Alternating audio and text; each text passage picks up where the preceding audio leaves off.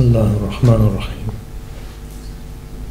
الحمد لله رب العالمين والصلاة والسلام على أشرف الأنبياء والمرسلين سيدنا ومولانا بالقاسم محمد اللهم صل على محمد وآل محمد وعلى آل بيته الطيبين الطاهرين المعصومين المظلومين الذين طهر الله عنهم الرجس وطهرهم تطهيرا اللهم صل على محمد وآل محمد.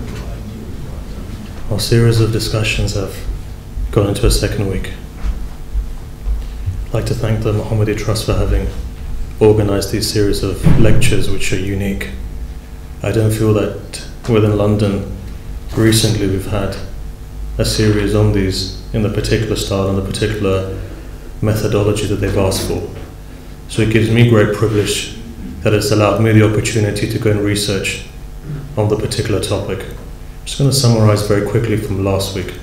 I know a lot of information was given last week, and I know there were many questions which were pending. Today we've got half an hour of the Q&A, and I've been told again and again not to hold back. So I'm going to go into detail where we finished off the last time. We finished off on a tradition by Amir al-Mu'minin alayhi salam, where he comes forward and he says, Nahnu wajhullah, says we are the face of God. And it's from this angle that I want to start our discussion today. The discussion is on Wilayah, and the discussion is something which is very heavy. Just to talk about Amir al-Mu'minin as such that really it makes my heart shiver. My tongue almost stops. When you stand in front of the Master, you realize exactly what the reality of the Master is, even the speck of the reality, and it's wrong to say the reality. That reality of Amir al-Mu'minin cannot be understood by anyone but the Prophet of God, and that reality is so bright, it cannot be understood by anybody but God itself. Prophet on the one side, God on the other side. But nevertheless, we can try and understand this reality, and this reality is not something that you learn from books. You don't gain this from books. This reality is a light. It's a very deep light that's found within your heart. And you've got to go into your heart to realize what this light is. So at the very beginning, God says He gives the reasons of creation. And as the verse of the Quran that we narrated last time says, look, I did not create jinn or man but to worship me. إِلَّا لِيَعْبُدُونَ. Now the idea is this, that if Allah has created us to worship Him, what does this worshipping entail? And when you go deep into the traditions, all of the different denominations, and I know all of the different denominations are represented in this room.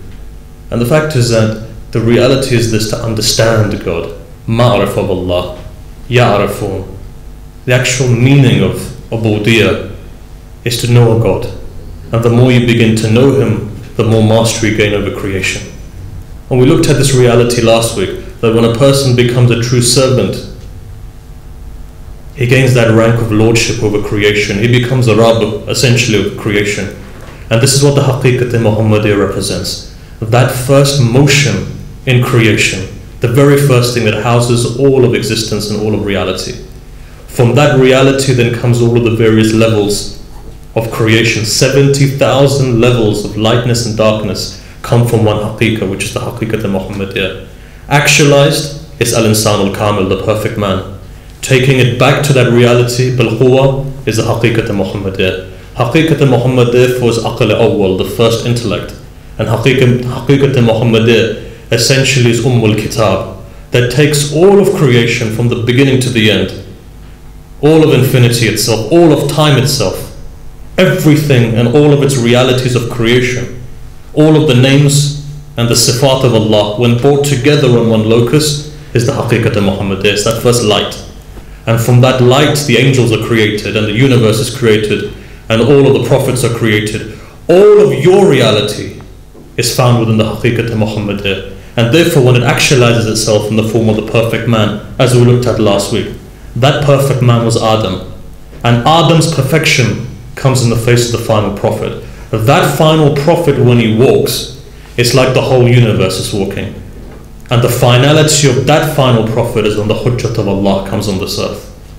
The necessity for the Hujjah to be on this earth is the same necessity as the soul is to a body. As long as his wujud is on this earth continues to live. And the minute is taken, the entire universe collapses. Why? Because he is al-Insan al-Kamil. Al-Insan al-Kamil is that gel that brings together all of the universe.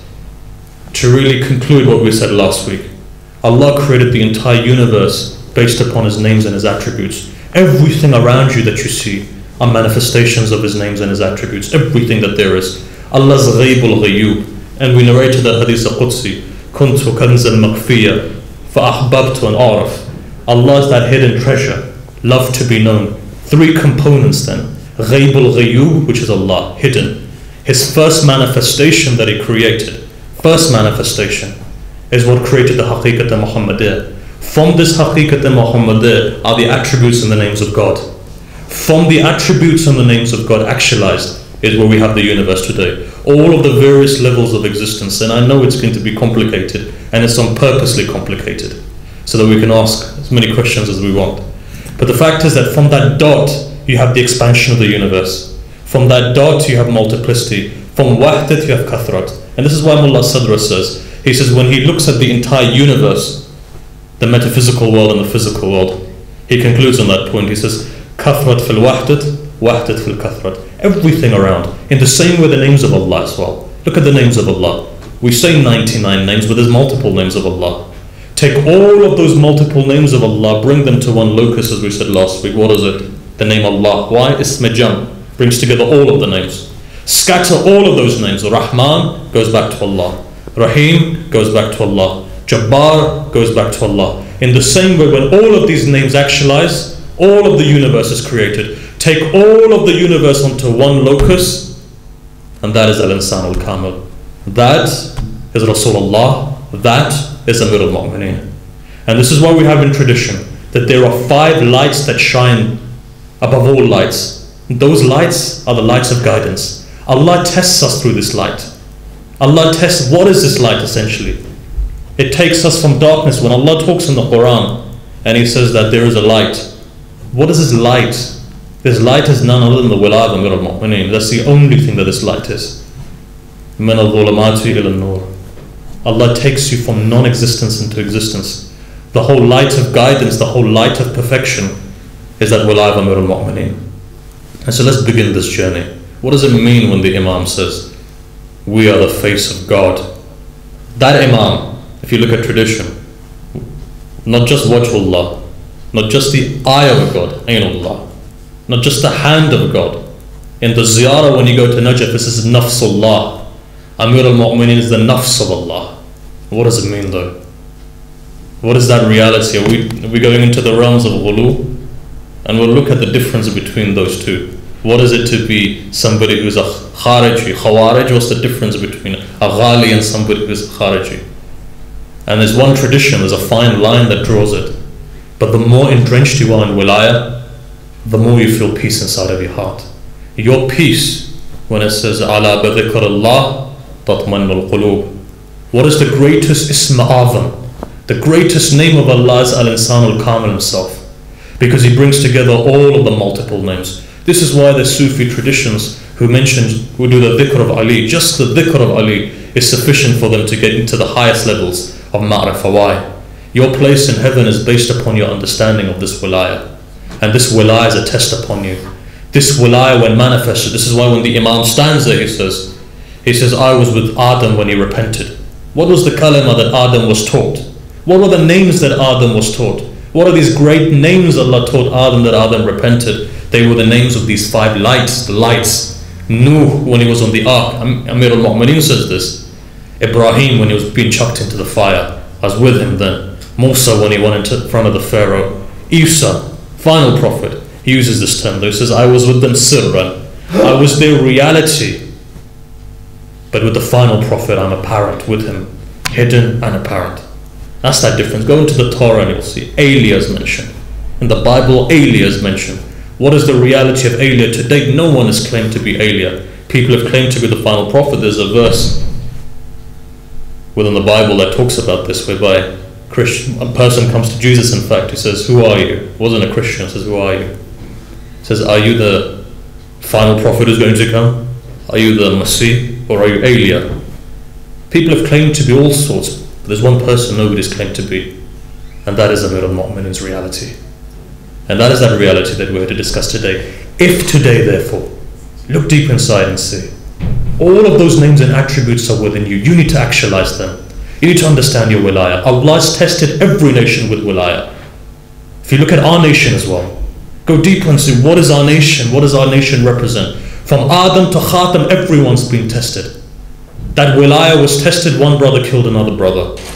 That wilayah has been tested in the shape of a calf, for example, in the shape of a camel, for example. That's just reflections of the wilayah. Fir'aun, look at what Fir'aun was. What is Fir'aun? Allah gave him time. Why did he give him time? Evaluate it and see, because Fir'aun believed in one God. Allah gave him trial after trial, time after time. That trial was a rahmah for him to turn back. At least now understand the reality. What reality was he tested against? He was tested against the wilayah of Musa. In the same way the people of Isa were tested with the wilayah of Isa. But all of those prophets were not able to achieve their rank until they didn't identify the wilayah of Amir al-Mu'mineen. Until that wilayah is not identified. Why? Because the wilayah of Amir al-Mu'mineen is like a light. And that light is the light of perfection. If all of the prophets and their realities rest in the Haqiqat al-Muhammadiyya, then the greatest manifestation of the Haqiqat al-Muhammadiyya rests in Amir al-Mu'mineen. When the Haqiqat al-Muhammadiyya was transformed into prophecy, it produces that rank that says of the Prophet of God comes forward in the light of the Prophet. When that nur is then taken and that nur is put into wilayah, it forms Amir al-Mu'mineen. The biggest example is Ibrahim. Ibrahim was tested, he was made into a prophet. It was after he was tested with his son, after he gave the sacrifice of his son, after that Allah gave him wilayah. And this is why you have two realities. One son, Ishaq. Ishaq was given prophecy. Ismail was tested, his mother was tested, was given wilayah. This is why you found that the entire line of Ismail, none of them were on the deen who followed the line of Ishaq. None of them were Jews, none of them were Christian. Why? Because they had the batin of Nabuwah. They understood the batin of Risala. And the batin of Risala was the concept of wilayah. That's what they understood. This is why Abdul Muttalib, when he stands there, who is Abdul Muttalib? Go into the books of Sheikh Sudook and see. Abdul Muttalib was a hujjah upon his people. And when he stands there and he has a dialogue with Abu Talib, he had the power over the birds and creation. Abdul Muttalib did. When he ordered the birds to come, the birds came. What did he say though? Beautifully, he says, look, the house of God will be protected by God. And that was his reality. When the Kaaba was burning, where were the birds then to come? In the time of Yazid. We've seen the Kaaba destroyed multiple times and then rebuilt again. But at that moment when Abdul Muttalib was standing there, in the tradition it says he had control of all over creation. Why? Because that wilayah was flowing through him. And that's the wilayah that we need to... We're tested with this wilayah, is the bottom line. So here everything starts off. And let's go on this journey. It was important for me to give this introduction. Allah says He's created us to worship Him. The batin of worship is ma'rifah. If a person sleeps with ma'rifah, it's better than a person's 1,000 units of prayers. And from this it goes far deeper than this. You want to get to God. You get to God through understanding God. So a tradition comes forward, it says, and we narrated this yesterday. May yuridallahu bihil khayr, last week. When Allah wishes good for someone, yufaqihu fi deen, gives him profound knowledge within what? Profound knowledge within the deen. What is this knowledge? It's like a light. يَخْذِفُهُ اللَّهُ فِي قَلْبِ مَن يَشَاءُ. Puts it into the light. This heart, this light goes into the heart of whoever He wishes. This light, now look at the tradition. In another tradition it says, when Allah wishes khayr for someone, He puts a speck of light into the heart of the believer. And this light is the light of wilayah. And this wilayah is like a magnet. That speck pulls you towards the main source. And it takes you towards, transcends, and it goes back towards the source. And goes back towards Amir al-Mu'mineen. In the same way, there's another tradition that goes like this. When Allah wishes good for someone, He puts the love of Hussein in their heart. And He puts the love of the ziyar of Hussein in their heart. You've got three realities now. On the one side, you have the knowledge that God puts into the heart of the people. On the other side, this knowledge is a light. And on the other side, this knowledge is love of Sayyid al-Shuhada. When Allah wishes bad for someone or doesn't like someone, what does He do? He removes that light. He removes the love of Hussein. He distances them from the ziyarah of Hussein. No, there's something far deeper than that.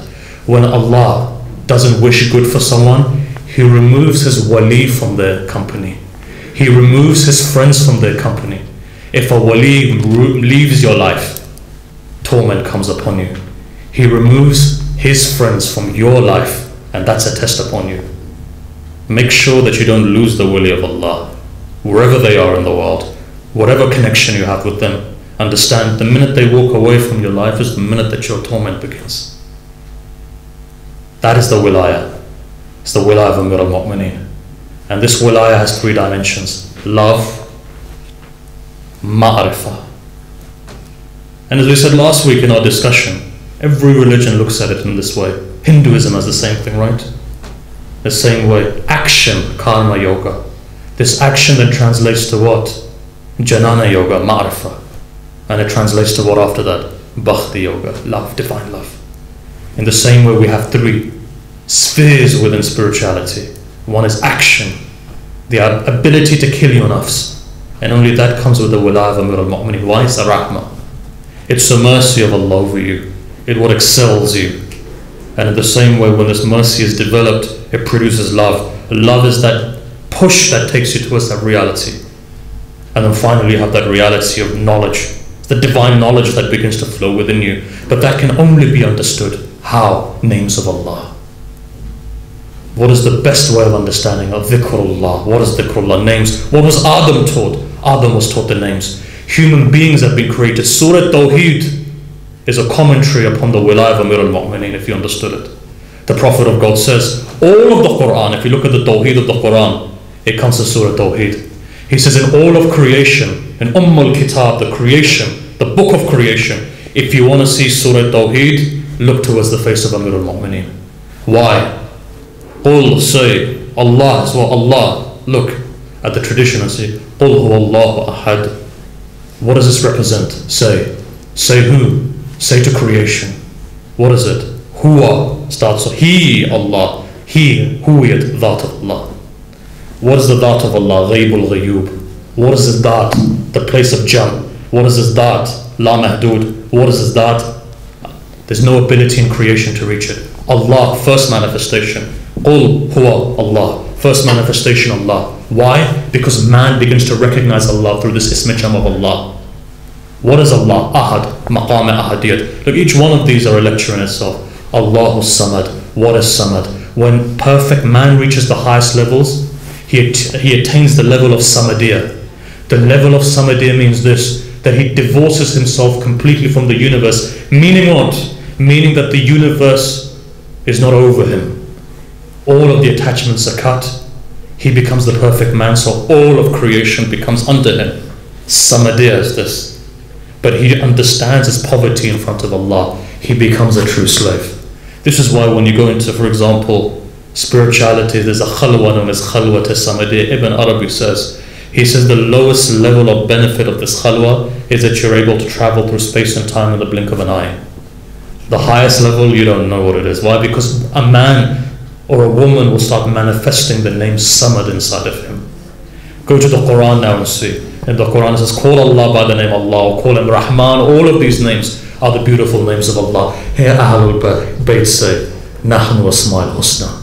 We are the beautiful names of Allah. Why is that? The reason being is this, because Ahl-ul-Bayt are ism jam of all of the universe, which are tajalliyat of nur, and these nur are the names, asma and sifat of Allah. Ahl-ul-Bayt, therefore, one Ya Ali is sufficient if you understand the ma'rifah to cure an entire world of cancer. As Ja'far Mujtahidi, when he was lying in bed in Tehran, I remember when he was in hospital, he hears that there's a guy by the name of Ali, there's a young guy next door. He says, what's the problem? He says, he's got cancer. He says, this young man should have cancer. Gets up, walks towards the young man, and as he would do, his signature move was he used to take his hand, hit it on his chest, says, Ya Ali, stand up. The next day the doctors came and said, you're a fraud. He says, why? Because you can cure them. Why don't you cure yourself? He says, because this is the mashiach of Allah that I remain like this. Had Allah given me the permission, I would have cured all of this hospital. So a man who died recently in our lifetime, the people like that, who understand the wilayah of Amir al-Mu'mineen. This Ya Ali is very powerful. In the words of Abdul Karim Kashmiri, Ayatullah said, whenever I had a problem, I'd go to the haram of Amir al-Mu'mineen, stand in the sahan and recite Nadi Ali 7 times. People asked, they said, well, look, what's the sanad of this? He says, practically, he said, all my problems went away. This is a waliullah. That waliullah, if you go into history and see, Imam Khomeini was waiting for Ayatollah Abdul Karim Kashmiri to come. You look in history, he paid with his own pocket for a house for Ayatollah Abdul Karim. Why waliullah is coming? What is the link of this wali? Or Rafa used to say, it's like Najaf is moving when Abdul Karim Kashmiri moves. He's a tajalli of the haram of Amir al-Mu'mineen, not a tajalli of Amir al-Mu'mineen. Who is the tajalli? All of the imams are tajalli of Amir al-Mu'mineen. Each one of their dimensions are haqiqat alawiyah. The batin of haqiqat Fatimiyya is the haqiqat alawiyah. What does the imam say? Al-Layla Ummi Fatima. When he talks about Laylat al-Qadr. And what is Qadr of Allah? Qadr of Allah is Amir al-Mu'mineen. What is Laylat al-Qadr? Right? We touched on it last week. We'll continue in the weeks coming, or the final week that we have. What is Laylat al-Qadr? Layl and Qadr. Layl is hidden, night. Layl is representative of Tawheed. Daytime is multiplicity, kathra. Nighttime, Allah says, Qum al-layl, stand up, worship me. Why? Place of unity, place of Tawheed. Nighttime has hujab, veils and veils of darkness. When you stand up at night time, Allah says to the angels, look at my servant standing and worshipping me. At night time when everybody else sleeps. The batin of that night is Zara. Salman says. Somebody asked Salman, how did you reach the 10th level of Iman? And as we narrated last time, very beautiful reply. Salman, 10th level, 10th. He wasn't sitting in a library for 100 years. Somehow he reached that level. That's why it says, ilm, true knowledge is not just by our books. Yes, it's important to educate yourself. But when you've got to a certain level and you've educated yourself, that light, when it shines, it takes you to the highest levels. Salman says, it was the khalwa with Rasulullah that took me to the final levels. So what did you discuss then with Rasulullah? He says, I would ask him questions on the haqiqat Fatimiyya. I would ask him the reality of his daughter Fatima. Because of understanding of this reality, it took me to the highest levels of ma'rifah. Batin of Laylatul Qadr is Fatima. Qadr in itself is a miracle. What is Qadr? Miqdar. What is Miqdar? Approximation of all of creation. From Azal to Abad, everything that there is, approximation. That is Qadr. Qadr of Allah. It's different from the Qada of Allah. That Qadr of Allah, when brought to one platform, equals the Quran. Quran was revealed on Laylatul Qadr. That night became Laylatul Qadr better than 1,000 months because of one Quran coming. Batin of that Quran is Amir al-Mu'mineen. This is why Imam says, this Quran is within my chest. Every word of that Quran actualizes itself in Amir al-Mu'mineen. Quran is Nur, but the Nur that the Quran talks about is the Wilayah of Amir al-Mu'mineen. Why? Because Nur takes you from darkness into light. Amir al-Mu'mineen is that entity that takes you into light. Ahl-ul-Bayt take you into light. Quran without the lens of the Ahl-ul-Bayt doesn't take everyone into light. Otherwise, 7 billion people today would be followers of the Wilayah of Amir al-Mu'mineen. Quran, when taken through the lens of Wilayah, takes you towards light. Therefore, the light and the batin of the Quran is Amir al-Mu'mineen's Wilayah. And without understanding this Wilayah, you will never understand the Quran. You have to understand the Wilayah of the Ahl-ul-Bayt. And the Wilayah of the Ahl-ul-Bayt is a test upon you. This is why it says, Usul Kafi says, it says the words of the Imam cannot be understood but by a prophet, a messenger, specific messenger, or that malaika, or those malak which are next to Allah. Al-Malak al-Muqarrab, as the tradition says, or the hearts of the believer that's been tested. Now the question is this: if my heart is tested and I'm at the level of an angel, man, we can't get to that level. So no, answer is very simple.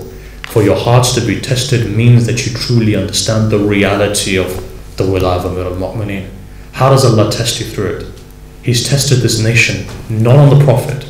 Everyone believes in the Prophet. Everyone loves the Prophet. He's tested on the Wilayah of Amir al-Mu'mineen. That's what makes the difference.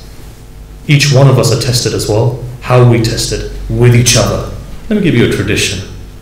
When I read this tradition, it shook me.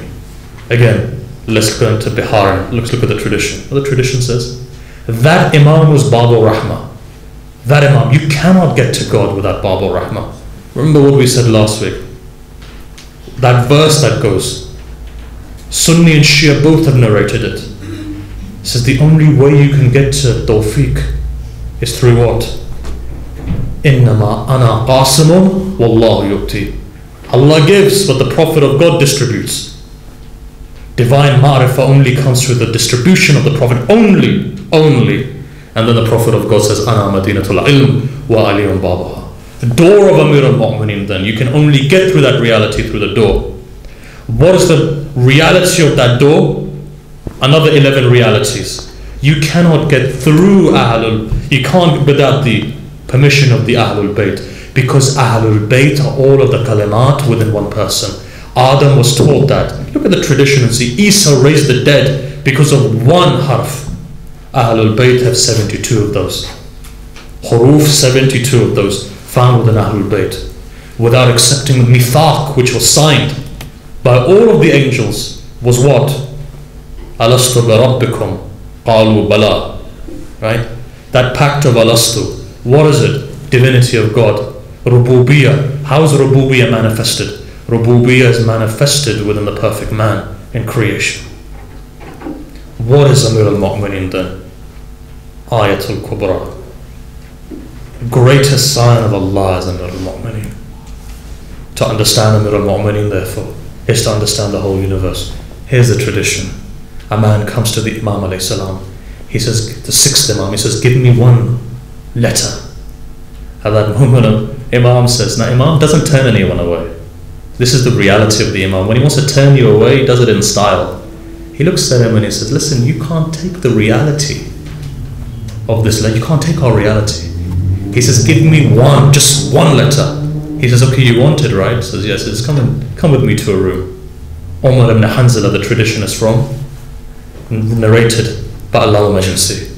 Says he goes into the room. He says, you want this reality? Let's come into the room. Comes into the room. He puts his hand on the ground. When he puts his hand on the ground, everything goes dark and the entire room disappears. Umar ibn Hanzala begins to shake his Mawla, take me back, I can't take it. Comes back again. Another person comes forward. In the same, there's another tradition like this. Why Nur of Ahl-ul-Bayt? Can't be taken. You've got to be ready, prepare yourself. We're tested with each other.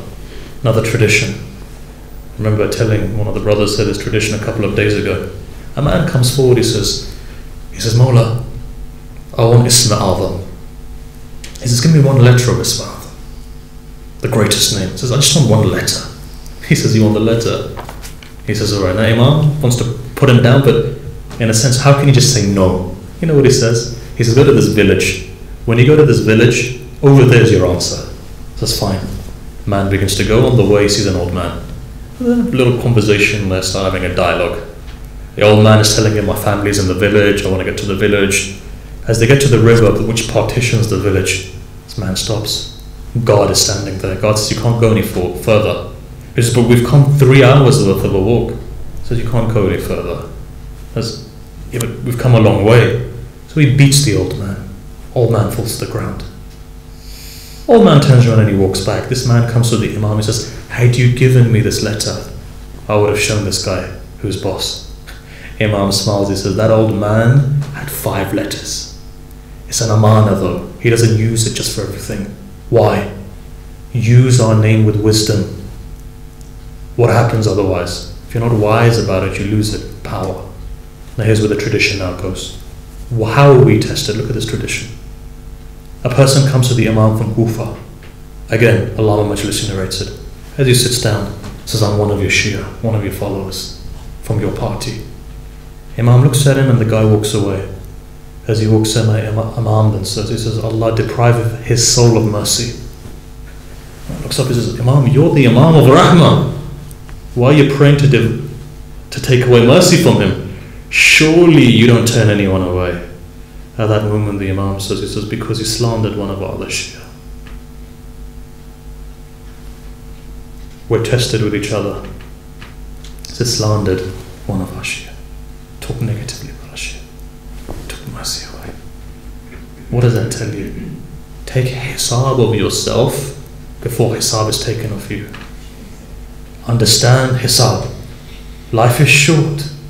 We're all going to our destination. Why open your mouth in rage when mercy can be taken away from you? Then you walk the worlds aimlessly. You will not find what you're looking for until the Imam then sends it back to you. How do you know that this is the end? All of your life you've worshipped Hammam. Look at the time of Fir'aun. Look at the enemies which were there. Some of them were pious. They had a letter that could create. Go into the Quran and see. One of the biggest challenges to Musa was a guy who could create. What happened? He was tested with the Wilayah of Musa. And then what happened? He became a shaitan. Allah took away the name. He took everything away from him. Shaitan himself. He was tested with the haqiqat al-Muhammadiyah. When Allah blew into him, وَنَفَخْتَ فِيهِ مِنْ رُوحِي, what was it? Haqiqat al-Muhammadiyah. Now bow down. Shaitan says, no, I've worshipped you for 12,000 years. What am I going to bow down for? It's Adam. He says, your test is that. Why? Because I've taught him the letters. What are these letters? Isma Adam. Don't look at the physical body of Adam, look at the spirit of Adam. The spirit of Adam is the first tajalli, and the first tajalli is Isma Jam for all of creation, brings together everything. What is that reality? What is that covenant of Allah? This is the Wilayah that Allah's putting into Adam. Shaitan was tested with the Wilayah, he failed. The son of Adam was tested with the Wilayah, he failed. Qawm of Musa, many of them were tested with Wilayah, they failed. Yusha bin Nun's Wilayah was tested. Who failed? Musa's wife. A prophet's wife stands up and fights against Yusha bin Nun. Yusha bin Nun, when he captures her, he says, I'm going to let you go, I forgive you, but you're going to have to face Musa on the Day of Judgment. What was it? Arrogance and jealousy that destroys us. When we're tested with Wilayah, what is the thing that destroys us? Umar ibn Sa'd became Umar ibn Sa'd. Being with Amir al-Mu'mineen Safin destroyed him. Arrogance, jealousy. Essentially what? Nafs. It is nafs that destroys us. Quran is nur, therefore. But Quran can only be understood through the lens of Wilayah. Without the lens of Wilayah, you become misguided. That's why it's important to understand this Wilayah. Let's develop this. I'm thinking in my mind how deeper to take it. But we'll start on this. Allah, when He blew His nafs rahmani, His breath of rahmah, Quran says, who is rahmatul alameen? The Prophet. Whose reality was blown over the names? The Prophet's reality. By blowing the names over, this reality over the names, what happened? It created existence. These names actualize themselves. Bil-Fayl, from Bil-Quwwat to Bil-Fayl. This actualization was because of the Haqiqat al-Muhammadiyah. And this Haqiqat al-Muhammadiyah then spread. Now look at the beauty of this. Mufaddal comes forward. He says to the Imam, he says, listen, can I ask you about your status? Can I learn your status? The Imam says, you can't learn the status. How do I get to it? He says that this is the amr of Allah. We are the will of Allah. We are the divine will. To understand the divine will is not just through learning. It's through test, trial and tribulation. You've got to go through a process of refinement to be able. The whole world may call you mad. The whole world may turn against you. Sometimes they did. Amir al-Mu'mineen for 25 years, the whole 83 years, Banu Umayyah gave land to Amir al-Mu'mineen. You think Imam wasn't tested? To realize. But what was Amir al-Mu'mineen? He was a test upon the nation. Amir al-Mu'mineen had reached that. Amir al-Mu'mineen is the hijab. The greatest hijab between us and Allah is Amir al-Mu'mineen. The greatest light between us and Allah is Amir al-Mu'mineen. The greatest reality between us and Allah is Amir al-Mu'mineen. Jibril stands up. Now Jibril can manifest himself in different ways. Either he's that manifestation within the Prophet, but here the tradition says, he says that the Prophet of God is sitting there, Jibril is with him, Jibril stands up. Jibril, why did you stand up? He says, because Amir al-Mu'mineen is coming. He says, but he's only a lad. Because remember, the Imam at the age of 33 gained his wilayah. This is why the number 33 is important. Your intellect begins to perfect itself at 33. Isa was raised to the heavens at the age of 33, for example. 33 is a spiritual number, then 40, when your entire development has taken place. After that, Sayyid Mahdi Bahr al-Ulum then says, take your walking stick. Why? Because it symbolizes your flight towards God now. Your chapter is closed now. After 40, that's it. Prepare now for the hereafter. Forget your arrogance. It's a tradition. Even if we live to 80 years old, the fact is when you hit the 4, that's it. Now prepare. Prepare, that's it. Finished. Now, if you commit a sin, Allah will hold you more responsible than when you're 30s or your 20s or when you're 10s. Now you should have completed yourself. You should have perfected yourself. If not, start working on yourself. Jibril stands up. Rasulullah says, what do you stand up for this youth for? He says, because this was my first teacher. He says, how is it your first teacher? He says, because when he was created from the haqiqat Muhammad is nur. Jibril says that I was standing there. Mahir al-Qul. Says, intellect burns itself. Honestly, can't understand this reality. Says, I stood there and I looked at the jalal of Allah, my mouth shut. Says, at that moment, I didn't know what to say. My reality was burning. At that moment, I saw the haqiqat alawiyya come towards me. And the haqiqat alawiyya says, it says, say to Allah, Ana Abdul Dhalil wa anta Rabbul Aziz. Says, at that moment, I understood Tawheed. And at that moment then, look at the manifestations. Jibreel says, the medium that took me towards ma'rifat of Allah was the light of Amir al-Mu'mineen. That's why we need this medium in our life. Make sure that your heart becomes that haram of Amir al-Mu'mineen. It's through that light that takes you towards Allah. Your testimony. It's what's important. Imam will give you knowledge. In the tradition it says there was a guy by the name of Yunus who was a companion of the 8th Imam alayhi salam. Imam gave him something. He made him into Khidr, the tradition says. Gave him ilm ladunni. Imam can give whoever to whatever he wants. Look at the tradition and see. In a tradition it says Jundub bin Salman. So look, let's go towards Ali. There's a couple of things we need to ask him. They said they went there, they sat next to the door. Amir al-Mu'mineen comes forward. As Amir al-Mu'mineen comes forward, the tradition says Salman and Jundub are sitting there. He says, Amir al-Mu'mineen, what is your reality? Imam says, you can't understand my reality. Can't get to the level of the reality of Amir al-Mu'mineen. In a tradition it says, somebody comes to Salman. They said, what is the weirdest tradition from the Prophet? He says, the weirdest tradition that I ever knew was this, that the nations of before and the nations to come will be tested on the Wilayah of Amir al-Mu'mineen. Now the question is, what does this mean? What are the dimensions of the Wilayah of Amir al-Mu'mineen? Every prophet is a reflection of that Wilayah. Every piece of existence is a reflection of that Wilayah. The light of guidance is that Wilayah. The trust Allah gave to us in Alam al-Dhar is that Wilayah. The spirits are created from the leftover nur of that Wilayah. Spirits of the followers of Al Muhammad. So therefore we are tested with that Wilayah. That Wilayah is a trust. And that Wilayah is making its journey back towards the source of origin. What is it then? As the Imam says, Nahnu wajhullah. Why does he say we are the face of God? Because to understand God, you have to go through the Ahl-ul-Bayt. There's nothing else you can understand God through. Why? Because God is intangible. For us to understanding ma'rifah, understanding in and of itself is a process. And that process can only be understood if there's something to understand that process through. Allah says, I'm ghaybul ghayub kanzil makhfi. He's a hidden treasure. He cannot be understood. Then the only way he can be understood is through his face. You come to, I know you through your face. What is the face of God therefore? The face of God is the Wilayah of Amir al-Mu'mineen. When you understand the face, you understand how to get towards God. Otherwise Allah will never be understood. This is why Ahl-ul-Bayt said, if it wasn't for our wujud, Allah would not have been worshipped. Why? Because nobody would understand God. Not even the angels would understand God. So that is that Wilayah. That is that reality. And that is the reality that each one of us need to go towards. I'm trying to think how I can simplify the next concepts that we're going to look at. Because it's important, as we said, it's not a standard lecture. The reason why it's not is because we're discussing things that we generally don't discuss from the member.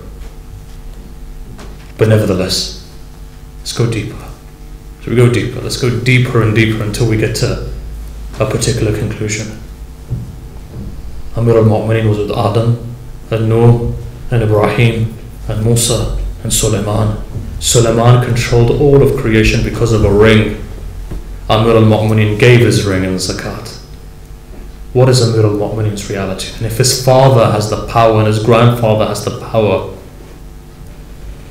Musakhir, he had control over all of creation. What is Amir al-Mu'mineen then? The reality of the Imam is like this. The reality, Ana awwal wa akhir, zahir wa batin. Imam says, he takes the sifat of Allah. And when you go forward, what do you see? He says, it is because of me that the rain comes, and it's because of me that the child nurtures in his stomach. If you go into that khutbatul bayan, as they say, many people say that this khutbah is a false khutbah. Why? Because it's as if everything comes from Ali and goes back to Ali. This is ghulu, it's not ghulu. There's a tradition that says, look at this, the Imam, a person comes to the Imam, Ibn al-Khattab, the guy's name was Ibn al-Khattab. He was a ghali, comes to the Imam and he says, Imam says to him, he says, you've been saying that only understanding me is sufficient. He says, it's not that. Understanding me is one dimension, but to do what Allah has told you to do is the other dimension. For those people, Imam is saying, to summarize, for those people who think only accepting Amir al-Mu'mineen means that you don't need to pray or fast or give khums or go on Hajj, if that's what you think, then you become a ghali. The definition of a person doing ghulu is he forgets what Allah has told him to do and he says, well, I've understood Amir al-Mu'mineen. How many people are like that in our mosque who just say, look, all I need to do is cry for Sayyid al-Shuhada and that's it. Imam here is saying, our wilayah is complete when you apply the hukum of Allah. That's when you truly understand our wilayah. Why? Because Imam is not God. But we need to, Imam is a wasila to take us towards God. Yes, the Imam is the perfect manifestation. And it's that mahdhar ilahi. He is that spring that flows everything, that comes from everything and goes back to everything. Ali is the first in creation. And Ali is last in creation. And Ali is zahir and Ali is batin as well.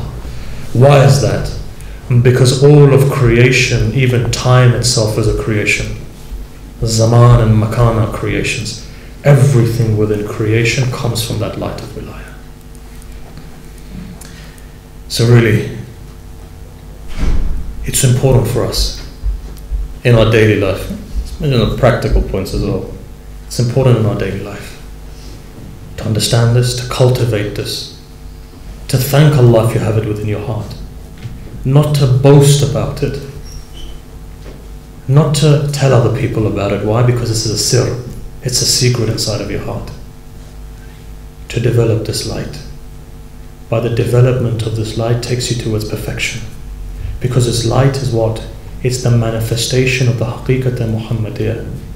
And the haqiqat al-Muhammadiyah's one dimension is love and the other dimension is ma'rifah. As wilayah increases in you, love increases in you. And as love increases in you, you begin to be tested more and more. Look at the way the Imam teaches us. A tradition comes into mind. A man is going around the Kaaba. As he goes around the Kaaba, he says, Allah make me patient. The Imam looks at him and says, do you know what you're asking Allah for? He says, what? He says, you're asking Allah for calamity to befall you, because you cannot be patient until calamity doesn't befall you. He says, ask Allah in this way, Allah give me health. Allah give me health, give me khair in this world and the hereafter. Thank Allah, Allah forgive my sins. Imams teach us a methodology of how to pray and ask. How do we learn this? Not everyone is born an arif. How we learn this is through learning, teaching, revising, going through books, educating oneself. Learn the knowledge of the Ahl-ul-Bayt, because the knowledge is nur. That knowledge is so powerful. That knowledge is so powerful that if you were to just recite the akhbar of Al Muhammad, and it's been done, Alam al-Hilli, right? Recited al-Kafi. His wife comes to him and he says, listen, a person's ill. He says, give me some water, puts his finger in the water, shakes it around, goes, tell him to drink it. Drank, illness went. He says, why? He says, what is it about your finger? He says, this finger has rubbed al-Kafi so many times reading the verses. of Al Muhammad that there's power within this. If you remember, 20 years ago there was a marja by the name of Ayatollah Gul-Paygani. You remember him, right? Ayatollah Gul-Paygani had the ability that if he put his right hand on someone, he would cure them from cancer. Many people who had cancer back then would go to him, he'd put his hand, they'd be cured from cancer. So somebody asked him, they said, what is it?